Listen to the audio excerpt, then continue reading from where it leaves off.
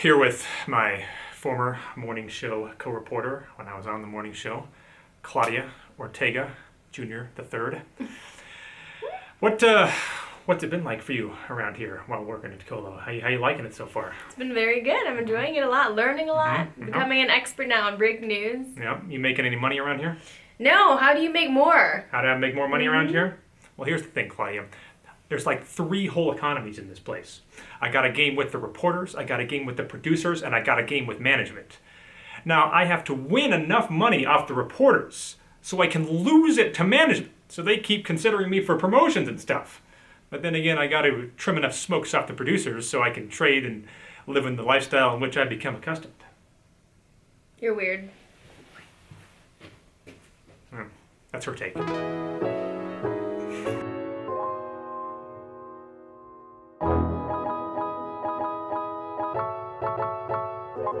Vlog number 32, checking in from the city of Carson City. This is the capital of the state of Nevada, for those of you that don't know. You probably think, well, why is Las Vegas not the capital of Nevada? It's by far and away the biggest city. Yes, that's true, but Las Vegas didn't become the biggest city until the 1960s, 1970s. So there was a point where Nevada had to exist for all those years before Vegas. And back in the 1860s, 1870s, this was the place to be. I don't know if Carson City was ever the biggest city, but it was certainly one of the oldest. And that's why it became the state capital. And it is bright out here. I gotta put on the sunglasses. Covering a teacher rally here in Carson City. Nevada's been near the bottom of the list when it comes to education for a number of years. Some changes they're trying to make here, and that's my story today for Colo 8 on a snowy day out here in Carson City. Nevada's just been getting hammered with snow. There was even snow in Vegas. And if you didn't see that, take a look at this video courtesy of the Instagram account Sin Bin Vegas outside of City National Arena, where snow was coming down. The first time there was measurable snow in Las Vegas since 2008. So a very rare sight there, but a cool one nonetheless. I had to get that on our evening show at Colo 8 as well. Anyway, going to get back to it here at the Peppermill. Some more cash game action for you on this vlog. But first, one thing I want to do when I'm here in Carson, right down the street over this way is the Carson Nugget. Now I'm taping this on a Monday at noon. So my question is this: will there be a poker game going on in there? Now I'm not jumping in it no matter what, but I'm just curious. Is there a game in Carson City on a weekday? The no is minus 400 at the sports book, but I think there's a chance. I'm gonna go check it out.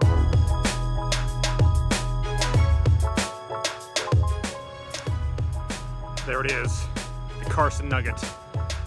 I gotta tell you, it really rivals, the Aria, MGM Grand, the Venetian. These casinos all come to mind when I look at the Carson Nugget.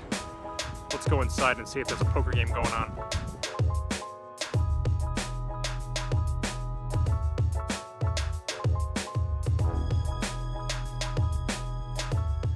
Damn! Well, the no came in at minus 400.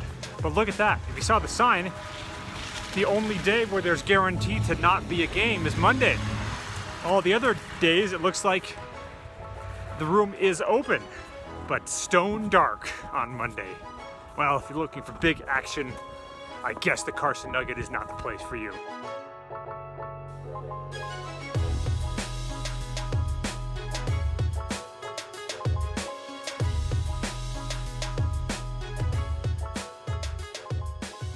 All right, I'm taping this the day after you saw the Carson Nugget bit, and I'm stopping in here at the Grand Sierra Resort. Much bigger casino, but I'm also wondering, is there a poker game? It's a Tuesday at 1 p.m. right now. Will there be a game, a single game at the GSR? Let's find out.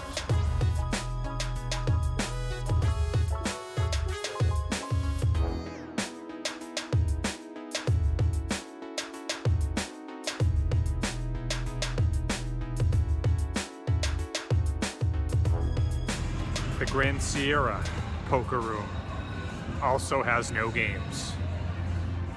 Back to you.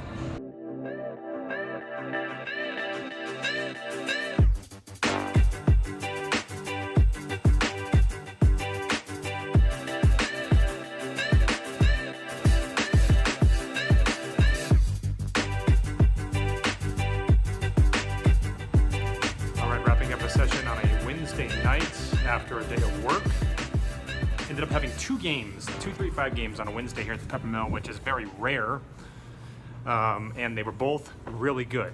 So that's why it's just before midnight that I'm leaving here, which amounts to a long day because I started work early on in the day. But the feeder game actually ended up being better than the main game.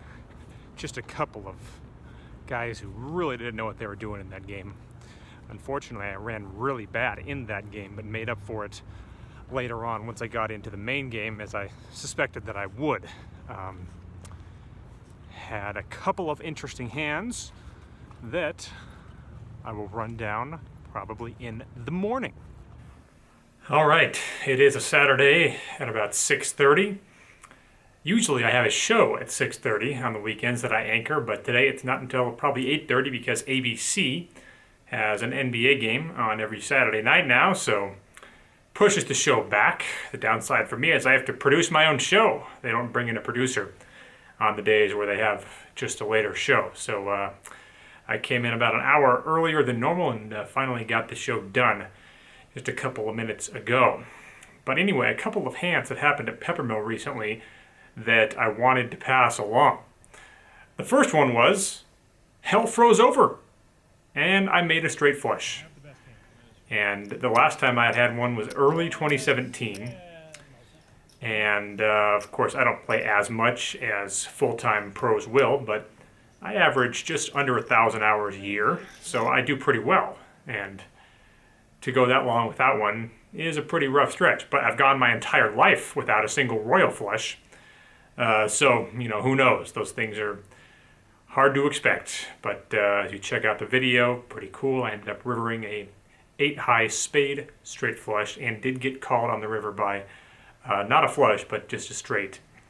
So that was kind of cool. But as far as the hands to mention here, the first one came in what was a pretty good game a couple of nights back, and there was one particular opponent in the game that I was going after, or trying to go after anyway.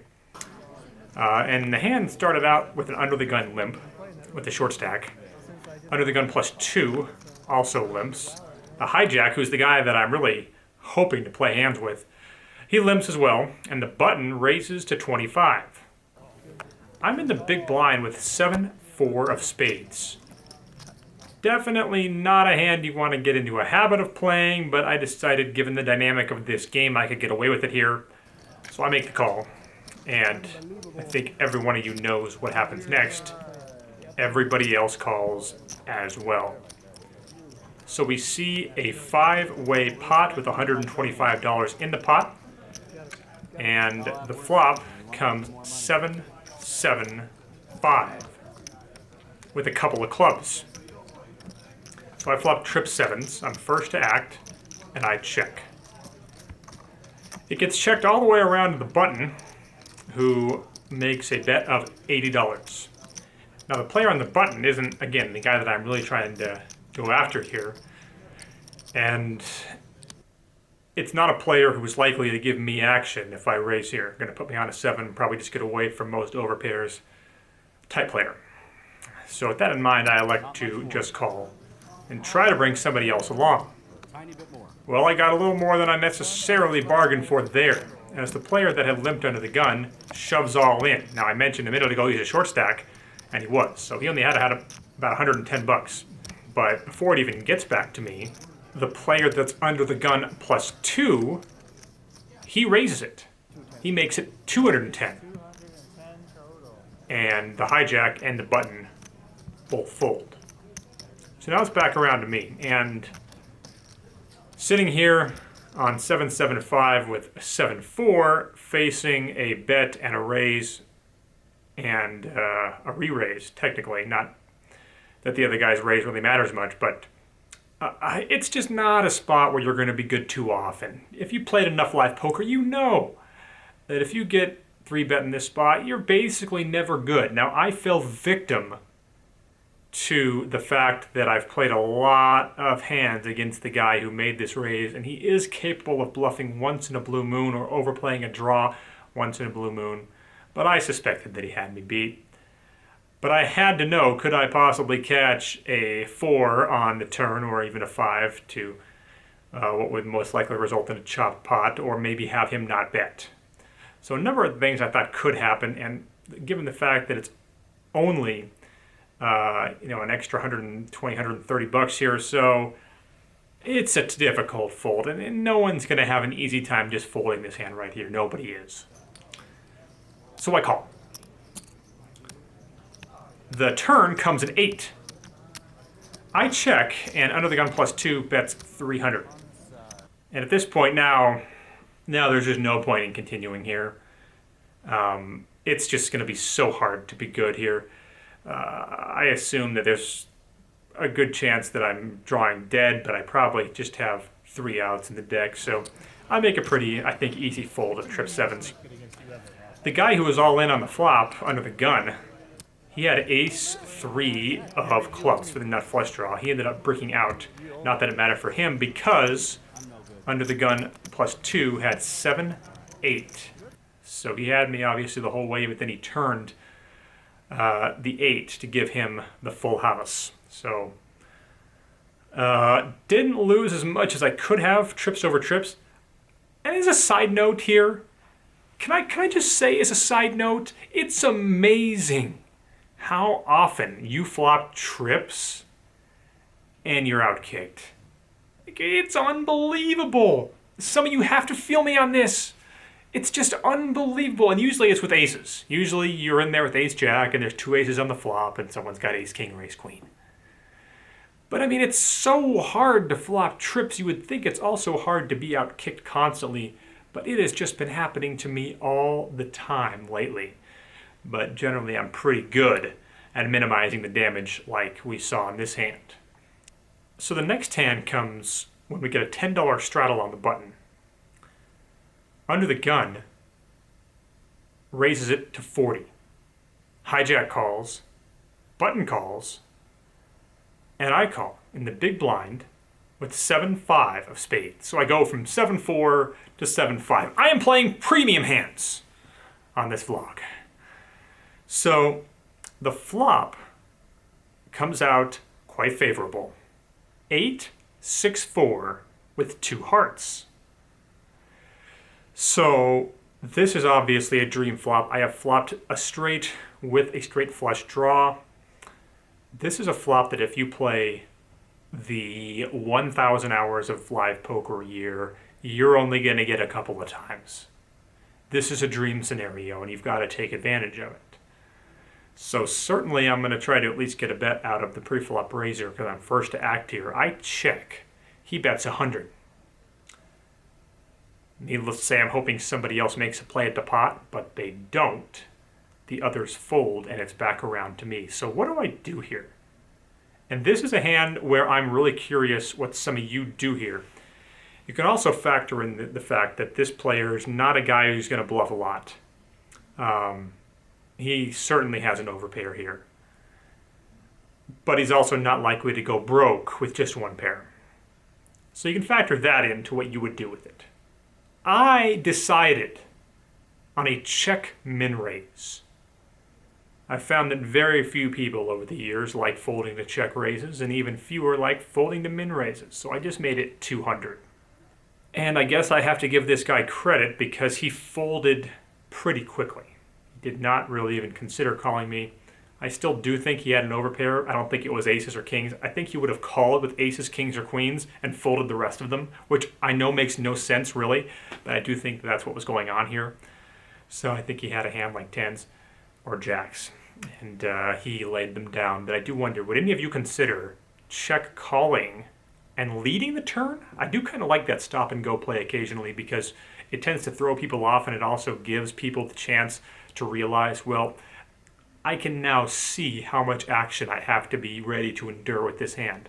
Whereas if you raise them on the flop, there's so much action on future streets they know is coming that they could get scared and just decide to avert all the damage immediately and release on the flop. So there's that option too. Or do some of you even consider saying that the right play is just to check raise bigger right on the flop? I could also see that argument as well. But they're probably different opponents that I would prefer that play against. Anyway, I appreciate those of you who have subscribed. If you haven't already, please do so and follow me on Instagram at Ben Deach. I've been posting a decent amount of Instagram stories involving what's going on in the games at Peppermill. Kind of stole the idea from Chicago Joe Ingram. I saw he was doing that on there. I liked the way he was putting some of those posts up, so credit to him.